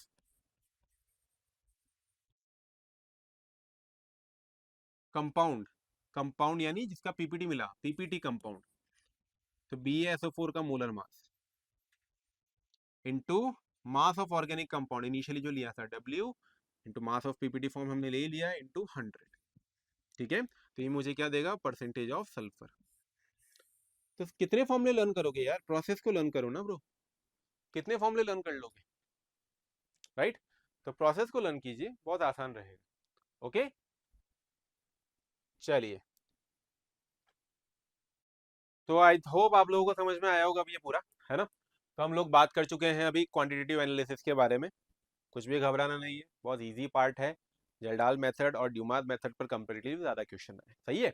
चलो अब आगे मूव करते हैं नेक्स्ट पार्ट के ऊपर, दैट इज अपना प्यूरिफिकेशन टेक्निक। यानी हमने कवर कर लिया है अपना क्वालिटेटिव क्वांटिटेटिव। अब बात करते हैं less important part, that is purification technique. Purification का मतलब हमको पता है शुद्धिकरण, यानी अपने ऑर्गेनिक कंपाउंड में से इम्प्यूरिटीज को हटाना है और अपने ऑर्गेनिक कंपाउंड को प्यूरिफाई करना है, ठीक है। तो based on the physical methods, sublimation, crystallisation, distillation. Distillation अलग अलग तरह का हम पढ़ेंगे, डिस्टिलेशन, नॉर्मल डिस्टिलेशन, फिर उसके बाद पढ़ेंगे हम फ्रैक्शनल डिस्टिलेशन, फ्रैक्शनल पढ़ेंगे, डिस्टिलेशन अंडर रिड्यूस्ड प्रेशर यानी vacuum distillation, distillation in the presence of steam यानी स्टीम डिस्टिलेशन। तीन चार तरह का डिस्टिलेशन होता है, डिफरेंशियल एक्सट्रैक्शन और लास्ट में क्रोमेटोग्राफी, जिसके ऊपर आजकल क्वेश्चन आने लग गया है जेईई मेंस में। तो सबसे पहला स्टार्ट करते हैं सब्लिमेशन। सब्लिमेशन का मतलब क्या है? Based on the property of going into the vapour form. अगर हमारे पास कोई सॉलिड ऑर्गेनिक कंपाउंड है, जैसे कपूर, हम लोग जब भगवान की आरती वगैरह करते हैं या फिर दिया जलाते हैं, उसमें कपूर वगैरह काम में लेते हैं। तो आप लोग जानते हैं कि कैम्फर क्या होता है बेटा? वॉलेटाइल कंपाउंड होता है ना। अब इसके अंदर मान लीजिए कोई इंप्यूरिटी है, तो मैं उस इंप्यूरिटी को नॉन वॉलेटाइल कंपेयर कर रहा हूँ। तो जैसे हम हीट करेंगे क्या होगा? कपूर उड़ चला। बाद में फिर हम इसको वापस से ठंडा कर लेंगे, है ना, बहुत ज्यादा हाई प्रेशर में, तो फिर ये वापस से हमको मिल जाएगा सॉलिड फॉर्म में। तो क्या होगा? इंप्यूरिटी लेफ्ट बिहाइंड, और हमारा जो ऑर्गेनिक कंपाउंड है जो कि वॉलेटाइल है, वो ऑटोमेटिकली हीट करने से प्यूरिफाई हो जाएगा। तो some solids can directly pass into the vapour state without going through liquid phase. The purification technique which exploits the property is called sublimation. जो कि डायरेक्ट वेपर फेज में जाने वाली प्रॉपर्टी को काम में ले, उसको हम क्या बोलते हैं? Sublimation property. तो ऐसे बहुत सारे कंपाउंड्स हो सकते हैं बेटा, केवल कपूर ही नहीं है। तो कपूर साहब के अलावा और कौन कौन है? कैम्फर, नेफ्थलीन, नेफ्थलीन बॉल्स जो हम काम में लेते हैं वो भी धीरे धीरे उड़ जाती हैं, ऑर्गेनिक कंपाउंड होता है। और आप बोल सकते हैं बेंजोइक एसिड। ये सब जो है क्लासिक एग्जांपल्स हैं जिनको हम प्यूरिफाई करते हैं, किससे? सब्लिमेशन टेक्निक से। आगे चलते हैं, नेक्स्ट बात करते हैं। तो अपने पास इस तरह से हमने लिया है सब्लिमेट, यानी वो अपना कंपाउंड विद इंप्यूरिटी हीट कर रहे हैं। नीचे एस्बेस्टोस की शीट ली जाती है। एस्बेस्टोस की शीट इस वजह से ताकि डायरेक्ट कांटेक्ट ना हो अग्नि का, हीट का ग्लास के साथ, है ना, because it can damage that. तो अपने पास बीच में एक शीट होती है, जाली जैसी एक शीट होती है जो कि हीट को वहां पहुंचाती है। उसकी वजह से अपने पास जो ऑर्गेनिक कंपाउंड है वो आगे चला जाएगा। हम यहाँ पर एक कॉटन लगा कर रखते हैं, जिससे जो भी ऑर्गेनिक कंपाउंड वेपराइज फॉर्म में आ रहा है तो उस कॉटन में इकट्ठा होता रहेगा, जिसको हम बाद में निकाल लेंगे। तो ये प्रोसेस होती है, बहुत ईजी प्रोसेस है। नेक्स्ट बात करें क्रिस्टलाइजेशन। अब देखिए क्रिस्टलाइजेशन कैसे? जैसे हमने मान लीजिए कि कोई दो लिक्विड्स लिए, दो सॉलिड्स लिए। एक सॉलिड तो क्या है? हमारा ऑर्गेनिक कंपाउंड है, दूसरा क्या है? इंप्योरिटी। उनको हमने क्या किया? एक लिक्विड में डिसॉल्व किया। अब उस लिक्विड की खास चीज ये है कि वो दोनों में से केवल एक को डिसॉल्व कर पाता है और दूसरे को बहुत ज्यादा हीट करने पर ही डिसॉल्व कर पाता है। तो हमने पूरे मिक्सचर को हीट किया, दोनों डिसॉल्व हो गए। लेकिन जब ठंडा करूंगा तो एक पहले पीपीटी बनने लग जाएगा या एक पहले सॉलिड होने लग जाएगा, है ना। तो जिसका पहले क्रिस्टल बन जाएगा उसको हम क्रिस्टलाइजेशन टेक्निक में काम में ले रहे हैं। तो प्रिंसिपल क्या है यहाँ पर? कंपाउंड और उसकी इंप्यूरिटीज जिनका डिफरेंट सॉल्युबिलिटी हो, ये सॉल्युबिलिटी के बेसिस पर है भाई, इन अ सॉल्वेंट। अ सॉल्वेंट, हमें ऐसा सॉल्वेंट चूज करेंगे where the compound to be purified, जो कंपाउंड हमको प्यूरिफाई करना है वो तो कम सॉल्युबल हो और उसकी इंप्यूरिटीज ज्यादा सॉल्युबल हो, है ना। तो हमारा जो कंपाउंड है वो लोअर टेम्परेचर पर तो सॉल्युबल ही नहीं हो भाई, वो केवल कहां सॉल्युबल हो? केवल हायर टेम्परेचर पर, ठीक है। तो जैसे हम उसको हीट करेंगे वो सॉल्युबल हो जाएगा और कूल करते ही क्या होगा? उसका क्रिस्टल बन जाएगा। फिल्टर आउट हम उस क्रिस्टल को कर लेंगे। तो हमारे पास कुछ क्रिस्टल्स हो सकते हैं। बेंजोइक एसिड के ऐसे क्रिस्टलाइज कर सकते हैं हम। बेंजोइक एसिड को हम जब रिजॉल्व करने की कोशिश करते हैं पानी के अंदर, तो नॉर्मल पानी के अंदर तो डिजॉल्व ही नहीं होता, थोड़ा सा गर्म करना पड़ता है, पानी को गुस्सा दिलाना पड़ता है, तब जाकर हीट करना पड़ता है, तब जाकर ये डिजॉल्व होगा। जैसे ठंडा करेंगे बेंजोइक एसिड के पहले क्रिस्टल्स बन चुके होंगे, इंप्यूरिटीज तो डिजॉल्व ही होंगी, ठीक है। चलिए आगे बात करते हैं। Next, distillation, very very important. Distillation ऐसा नहीं है इस चैप्टर में, अपने थ्रू आउट द केमिस्ट्री काफी इंपॉर्टेंस रखता है। तो डिस्टिलेशन की बात स्टार्ट करें। डिस्टिलेशन का मतलब क्या होता है? दो लिक्विड्स हैं, बॉइलिंग पॉइंट के बेसिस पर हम उन दोनों लिक्विड्स को अलग कर रहे हैं। मान लेते हैं कि अपने पास लेट अस से दो अलग अलग लिक्विड्स ले लेते हैं। पेट्रोल ले लिया हमने, है ना, रियल लाइफ एग्जांपल लेते हैं, और पानी ले लिया। अब आप जानते हैं कि पेट्रोल जो है वो ज्यादा वॉलेटाइल है और पानी जो है वो कम वॉलेटाइल है। पानी का बॉइलिंग पॉइंट मैं मान लेता हूँ 100 डिग्री सेल्सियस। पेट्रोल का मुझे अभी आइडिया तो नहीं है, लेकिन मान लेता हूँ 50-60 के आसपास, 60 डिग्री सेल्सियस। ठीक है। आप क्या करेंगे, इस मिक्सचर को हीट करेंगे। आपने इसके मिक्सचर को 60 डिग्री सेल्सियस की हीट पर कांस्टेंट रखा। क्या होगा, 60 डिग्री सेल्सियस पर सारा पेट्रोल धीरे धीरे हीट होते होते होते होते क्या होगा, वेपराइज हो जाएगा। तो अभी तो ये दोनों किस में है, लिक्विड में। लेकिन अगर मैंने 60 डिग्री सेल्सियस पर टेम्परेचर कांस्टेंट रखा, तो बेटा कुछ टाइम बाद पेट्रोल तो सारा किस में चला जाएगा, वेपर में। लेकिन वाटर किस में होगा, अभी भी लिक्विड में। ठीक है। इन वेपर्स को मैं अलग कंटेनर में निकाल के ठंडा कर लूंगा, फिर से मुझे पेट्रोल मिल जाए। राइट। तो बॉइलिंग पॉइंट के बेसिस पर डिफरेंस, अच्छा खासा डिफरेंस होना चाहिए। ऐसा नहीं है कि इसका 60 तो इसका 65, बड़ा डिफरेंस होना चाहिए 10-20 का। ठीक है, तभी हम इसमें कर सकते हैं। तो अंडरलाइंग प्रिंसिपल क्या है, मिक्सचर ऑफ लिक्विड्स हमारे पास होंगे। बॉइलिंग पॉइंट के बेसिस पर हम क्या कर रहे हैं, टेम्परेचर के बेसिस पर, बॉइलिंग पॉइंट के बेसिस पर उनको अलग अलग कर रहे हैं। तो this method separates volatile liquid from non volatile liquids. ये ज्यादा वॉलेटाइल है, ये लेस वॉलेटाइल है। तो ज्यादा वॉलेटाइल वाले को अगर हमको अलग करना है, तो हम काम में लेते हैं क्या, डिस्टिलेशन प्रोसेस, यानी डिफरेंस इन बॉइलिंग पॉइंट। तो ऐसे हमारे पास एक एपरेटस होता है, एस्बेस्टोस शीट आपने लगाई हुई है, राउंड बॉटम फ्लास्क यहाँ पर लिया है, जिसके अंदर दोनों लिक्विड्स का मिक्सचर है। बेटा अब हीट कर रहे हैं किसी लोअर बॉइलिंग पॉइंट जिसका है, जो ज्यादा वॉलेटाइल है, उसके बॉइलिंग पॉइंट को हमने मेंटेन किया, वो वेपर्स बने। उसके वेपर्स को हमने सक्शन से दूसरे कंटेनर में लिया, ठंडा किया, यहाँ पर कूलेंट लगाया हुआ है, जिसकी वजह से उसके टेम्परेचर डाउन होने से वो लिक्विड फॉर्म में हमको दूसरे कंटेनर में मिल जाएगा। ओके, चलिए आगे बात करते हैं। तो ये पूरा प्रोसेस यहाँ लिया हुआ है, एक एग्जांपल लिया हुआ है, the mixture of chloroform and aniline. अब देखिए क्लोरोफॉर्म का कितना है बॉइलिंग पॉइंट 60, और अनिलीन का कितना है 189। तो बेटा अच्छा खासा डिफरेंस होना चाहिए। अगर बहुत अच्छा डिफरेंस नहीं होगा तो हम नहीं कर पाएंगे। ठीक है, अच्छा डिफरेंस होगा, हीट करेंगे 60 डिग्री सेल्सियस पर क्लोरोफॉर्म के वेपर्स, सॉरी, दूसरे कंटेनर में हम इकट्ठा कर लेंगे। नेक्स्ट बात करते हैं फ्रैक्शनल डिस्टिलेशन का। अगर बॉइलिंग पॉइंट में डिफरेंस ज्यादा नहीं हुआ तो फिर हम क्या लगाते हैं, फ्रैक्शनल डिस्टिलेशन टेक्निक लगाते हैं। जैसे अल्कोहल की प्यूरिफिकेशन में हम क्या लगाते हैं, फ्रैक्शनल डिस्टिलेशन लगाते हैं। क्योंकि अल्कोहल के साथ में मिथाइल अल्कोहल, वाटर, दूसरी भी बहुत सी चीजें बन जाती है, जिनका बॉइलिंग पॉइंट लगभग लगभग क्या होता है, अल्कोहल की रेंज में होता है। ठीक है, इस वजह से उनके प्यूरिफिकेशन में हम क्या में लेते हैं, फ्रैक्शनल डिस्टिलेशन। तो यहाँ पर प्रिंसिपल क्या है, that the boiling point difference between the liquids is not high. ज्यादा डिफरेंस नहीं होता है भाई बॉइलिंग पॉइंट में, है ना। या हम बोल सकते हैं दोनों ही बहुत अच्छे खासे वॉलेटाइल हैं, both are highly volatile, liquids. तो जैसे अल्कोहल, वाटर हो गए, हाईली वॉलेटाइल लिक्विड्स, तो उनके लिए हम इसको काम में लेंगे। चलिए होता क्या है, यहाँ पर हमने वापस से हीट किया, जो गैसेस उठेंगी, यहाँ पर हमने फ्रैक्शनेटिंग कॉलम लगाया हुआ है। फ्रैक्शनेटिंग कॉलम को इस तरह से समझिए कि आपका ये वो हिस्सा था जहां से दोनों गैसेस के वेपर उठ रहे थे, क्योंकि दोनों का बॉइलिंग पॉइंट में ज्यादा डिफरेंस नहीं है। तो जब एक वेपर बन रहा होगा तो चांद से दूसरे के भी वेपर बनने लग गए होंगे। तो हमने यहाँ पर इस तरह से बीच में ऑब्स्ट्रक्शन क्रिएट किए हुए, ये पेबल्स भरे हुए हैं ना, कंकड़ पत्थर भरे हुए हैं। इससे क्या होगा, जैसे हमारे पास मिक्सचर ऑफ गैसेस इनसे टकराएंगी, तो टकराने के बाद क्या होगा बेटा, धीरे धीरे टेम्परेचर में चेंज आता है, अचानक चेंज नहीं आता।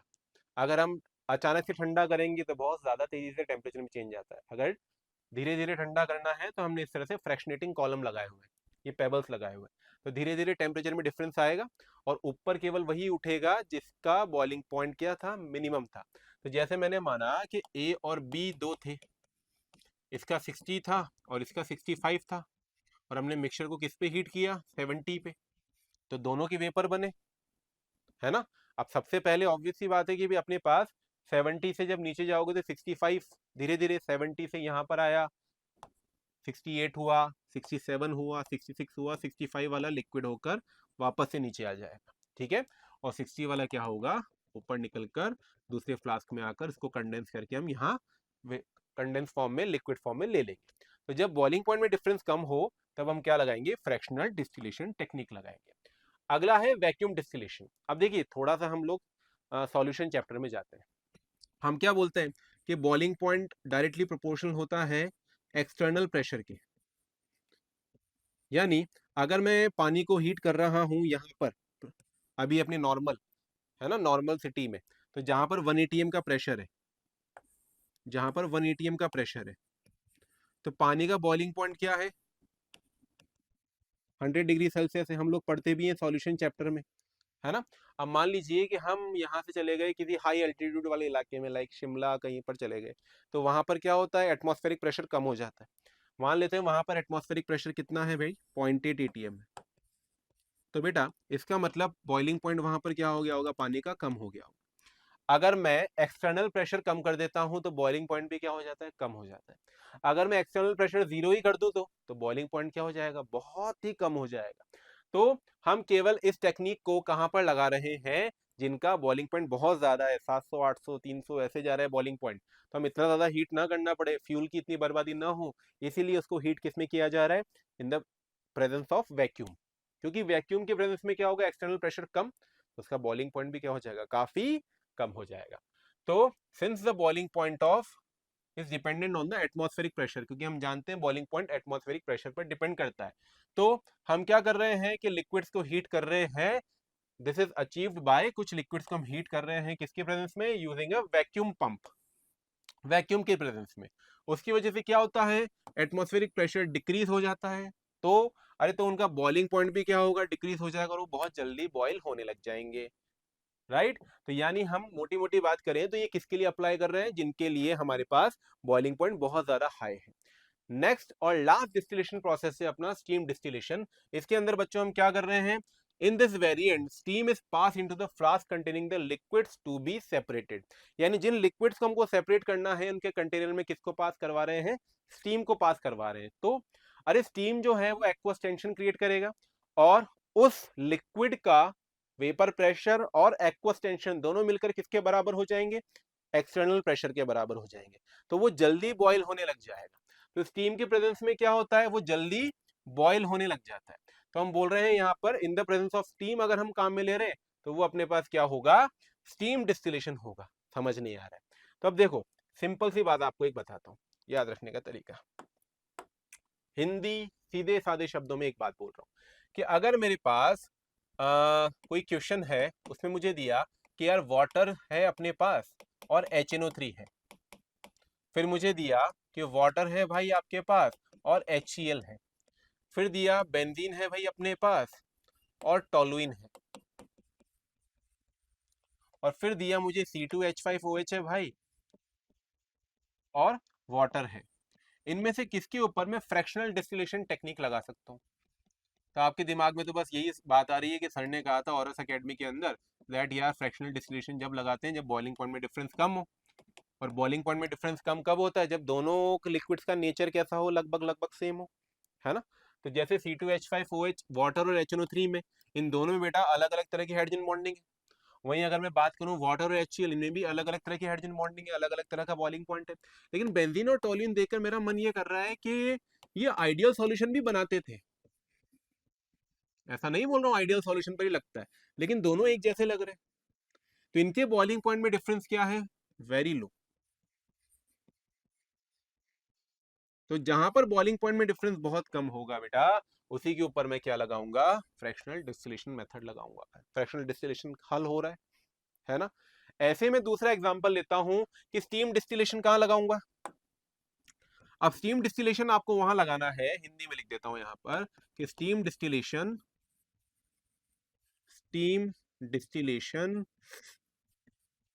आप लगाइए उन कंपाउंड्स में जिनमें यूजुअली ओवर द ईयर जो एग्जांपल आए हैं, जिनमें इंट्रामोलिकुलर इंट्रामोलिकुलर अट्रैक्शन हो, इंट्रामोलिकुलर अट्रैक्शन हो, इंटरमोलिकुलर ना हो, है ना, दो मॉलिक्यूल्स के बीच में अट्रैक्शन ना हो, खुद के खुद में अट्रैक्शन दे रहा हो। जैसे सैलिसाइलल्डिहाइड, आई होप नाम सुना होगा, बहुत फेमस केमिकल है सैलिसाइलल्डिहाइड, सैलिसाइलिक एसिड। उनके लिए हम क्या लगाते हैं, स्टीम डिस्टिलेशन। क्या होता है सैलिसाइलल्डिहाइड, यहाँ पर तो हो गया OH, यहाँ पर हो गया C डबल बॉन्ड OH, तो इसमें क्या है भाई अपने पास intramolecular hydrogen bonding, intramolecular attraction है। तो ऐसे मॉलिक्यूल्स में हम क्या लगाएंगे, स्टीम डिस्टिलेशन लगाएंगे। और एग्जांपल चाहिए, चलो और एग्जांपल देते हैं आपको। तो सैलिसाइल एल्डिहाइड हो गया बेटा, और हो गया भैया अपना, ले सकते हैं हम नाइट्रोबेंजीन, स्ट्रक्चर भी बनाता चलता हूं मैं। और हो गया भाई अपना, जैसे मैंने लिया भाई यहाँ पर ऑर्थो हाइड्रोक्सी, वो तो ले ही लिया ना सैलिसाइल एल्डिहाइड तो। और ले सकते हैं ब्रोमोबेंजीन। बस आपको ये ध्यान में रखना है कि उसके अंदर किसी और मॉलिक्यूल के साथ अट्रैक्शन नहीं होना चाहिए। ओवरऑल बात ये है, नाइट्रोबेंजीन, ब्रोमोबेंजीन, सैलिसाइलिक एसिड, इस तरह के कंपाउंड्स अगर आ रहे हैं तो वो क्या कहलाएंगे, आपकी स्टीम डिस्टिलेशन सेपरेशन टेक्निक से प्यूरिफाई हो पाएंगे। नेक्स्ट बात करते हैं डिफरेंशियल एक्सट्रैक्शन, बहुत आसान। अरे पानी के अंदर ऑयल मिक्स हो गया, कैसे अलग करोगे, मिक्स है, थोड़ी देर के लिए छोड़ दो उसको, छोड़ने से क्या होगा, धीरे धीरे ऑयल डेंसिटी वाइज ऊपर उठ जाएगा, पानी नीचे बैठ जाएगा। डिफरेंशियल एक्सट्रैक्शन में यही करना है हमको। तो दो लिक्विड जो कि एक दूसरे में मिक्स नहीं होते, अभी तक हम जो बात कर रहे थे उन लिक्विड्स की बात कर रहे थे जो एक दूसरे में मिक्स होते हैं, अब हम उन लिक्विड्स की बात करें जो मिक्स नहीं होते, that do not mix together, for example oil and water. इनको हम क्या करेंगे बेटा, स्टैंड बाय पे रखेंगे, थोड़ी देर बाद अपने आप ऑयल तो क्या होगा, ऊपर आ जाएगा, डायग्राम में कंफ्यूज ना हो, ऑयल जो होगा वो क्या होगा, ऊपर आ जाएगा, ठीक है, और दूसरा लिक्विड नीचे रह जाएगा। टैप खोलेंगे, दोनों को अलग अलग कर लेंगे, बहुत ईजी है। नेक्स्ट बात करते हैं क्रोमेटोग्राफी, वेरी इंपॉर्टेंट। क्रोमेटोग्राफी जो है वो अल्ट्रा प्यूरिफिकेशन में काम में आएगा। अगर आपको बहुत माइन्यूट लेवल पर प्यूरिफिकेशन करना है, वेरी हाई प्यूरिटी, कण कण अलग करना है, तो हम क्या काम में लेते हैं, क्रोमेटोग्राफी टेक्निक काम में लेते हैं। Chromatography is an important separation technique used to separate constituent particles of a mixture of substances to purify the compound and check the purity of organic compound। आप प्यूरिफिकेशन में भी काम में लेते हैं और प्यूरिफिकेशन का लेवल जानने में भी काम में लेते हैं। ऑन अ स्टेशनरी फेस, यानी इसमें क्या होता है, आप लोगों को सबसे सिंपल तरीका समझना है तो बारिश के टाइम पर जो हमारी दीवारों में जो सीलन आ जाती है ना, वो दीवारों में सीलन एक्चुअल में क्या है, क्रोमेटोग्राफी ही है। जिसमें क्या हो रहा है, जमीन में से जो पानी है, पानी क्या है, मोबाइल फेस, वो धीरे धीरे क्या होता है, चढ़ता है।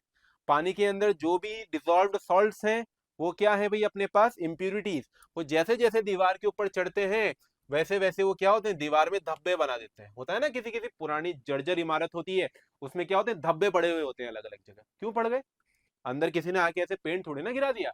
होता क्या है कि जैसे जैसे सीलन आती है, सीम आती है, उसकी वजह से पानी चढ़ता है, पानी के साथ वो पार्टिकल्स भी चढ़ते हैं, वो पार्टिकल्स क्योंकि उनका मोलर मास ज्यादा होता है इसलिए वो रुक जाते हैं और पानी पूरा ऊपर तक सीलन तक चढ़ जाता है ना, और वहां धब्बे पड़ जाते हैं। जब गर्मी आएंगी तो पानी तो उड़ गया दीवारों में से, क्या रह गया, केवल निशान रह जाता है। That is chromatography. तो वही हमको करना है, ज्यादा कुछ बहुत बड़ी बात नहीं करनी है। तो हम एक्चुअल में कर क्या रहे हैं, सबसे पहले क्रोमेटोग्राफी टेक्निक पढ़ रहे हैं, एडजॉर्प्शन क्रोमेटोग्राफी। क्या होता है एडजॉर्प्शन क्रोमेटोग्राफी में, इस तरह का हमने एक कंटेनर लिया, इस कंटेनर में हमने एक लिक्विड भरा हुआ है, इस लिक्विड को हम लोग क्या बोलते हैं बेटा, मोबाइल फेस। क्या बोलते हैं, मोबाइल फेस। मोबाइल फेस का मतलब जो चलेगा, आगे बढ़ेगा, ठीक है। यहाँ पर हमने एक स्लिट रखा हुआ है, जैसे हम कभी ब्लड टेस्ट के लिए जाते हैं तो वो एक कांच की स्लिट नहीं होती, वैसी स्लिट को हमने यहाँ पे डिप रखा हुआ है। इस स्लिट के ऊपर हमने क्या किया हुआ है, एक पेपर चढ़ाया हुआ है। इस पेपर को हम लोग क्या बोलते हैं, क्रोमेटोग्राफिक पेपर या क्रोमेटोग्राम। ये जो पेपर है ये क्या है, क्रोमेटोग्राम है, जिसके ऊपर क्रोमेटोग्राफी होती है। अब धीरे धीरे क्या होगा, यहाँ पर हमने वो ऑर्गेनिक कंपाउंड भी डाल दिया है, ठीक है, ऑर्गेनिक कंपाउंड भी डाल दिया। ऑर्गेनिक कंपाउंड को हम क्या बोल रहे हैं, स्टेशनरी फेज बोल रहे हैं, ओके। तो अब अपने पास धीरे धीरे मोबाइल फेज ऊपर उठेगा, ऑर्गेनिक कंपाउंड को साथ में लेके ऊपर उठेगा, और उसके अंदर जो इंप्यूरिटीज हैं वो मान लीजिए ए इंप्यूरिटी यहाँ रह गई, बी इंप्यूरिटी यहाँ रह गई, और सी इंप्यूरिटी चढ़ते चढ़ते ऊपर तक चली गई। यानी जैसे कैपिलरी एक्शन बायोलॉजी में बोलते हैं ना, उसी तरह से समझना है कि धीरे धीरे मोबाइल फेज क्या होगा, ऊपर की तरफ चढ़ेगा, है ना। A particle, B particle, C particle अपने अपने मोलर मास के हिसाब से, वजन के हिसाब से रेस में ये पीछे रहते जाएंगे। तो अब आप बोल सकते हैं कि जो सबसे ऊपर तक चढ़ गया वो हल्का था ना, उसके मॉलिक्यूल्स हल्के थे भाई, और जो पीछे रह गया उसका मॉलिक्यूल क्या होगा, भारी होगा। तो हम बोल सकते हैं दैट ए से ज्यादा हल्का कौन है, बी से ज्यादा हल्का कौन है, सी। तो ये मोलर मास के अकॉर्डिंग आपने क्या किया, इनको सेपरेट कर लिया बेटा। ठीक है, अब इस क्रोमेटोग्राफिक पेपर को हम बाहर निकालते हैं, तो थोड़ा सा ढंग से पढ़ते हैं क्या चीज है। तो जैसे इस क्रोमेटोग्राफिक पेपर को मैंने बाहर निकाला और इसमें ये पॉइंट ए जो सबसे पीछे था, पॉइंट बी जो सबसे आगे था, और पॉइंट सी जो यहाँ पर था, इस वाली लाइन को हम बोलते हैं बेटा जीरो लाइन। यहाँ पर इस पेपर पे क्या होता है, एक निशान होता है, जिसको हम क्या बोलते हैं, जीरो लाइन, यानी जिसे बोल सकते हो आप स्टार्टिंग पॉइंट रेस का। और अब हम यहाँ पर एक कैलकुलेशन करते हैं कि भाई किसका रिटार्डेशन फैक्टर ज्यादा है।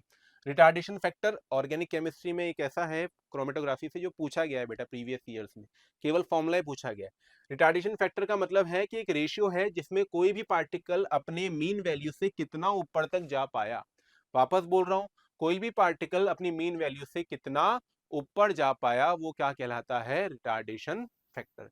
तो इसमें सबसे ज्यादा रिटार्डेशन फैक्टर किसका होगा। अब आप समझिए कि अगर मैं आपसे पूछूं कि ए पार्टिकल, बी पार्टिकल और सी पार्टिकल हमारे पास क्या हुए हैं बेटा, आगे बढ़े हैं, है ना। तो सबसे ज्यादा रिटार्डेशन किसका होगा, ए का होगा, बी का होगा या सी का होगा, सोचिए। कमेंट करते रहिएगा। तो अब जैसे अगर आप देखेंगे यहाँ पर, तो आपको ए बी और सी में कितना डिस्टेंस ये कवर कर गए वो देखना है। तो इस वाले मीन पॉइंट से इसको थोड़ा नीचे ले लेते हैं। तो जैसे मैंने मीन पॉइंट यहाँ पर ले लिया, तो 0 पॉइंट से ये डिस्टेंस कितना हो गया, x, ये डिस्टेंस कितना हो गया टोटल y, और ये डिस्टेंस कितना हो गया टोटल z। तो अगर मैं रिटार्डेशन फैक्टर निकालना चाहता हूँ सी पॉइंट का, है ना, तो ये वाला डिस्टेंस भी अपने को पता होना चाहिए। इस डिस्टेंस को मैं मानता हूँ i।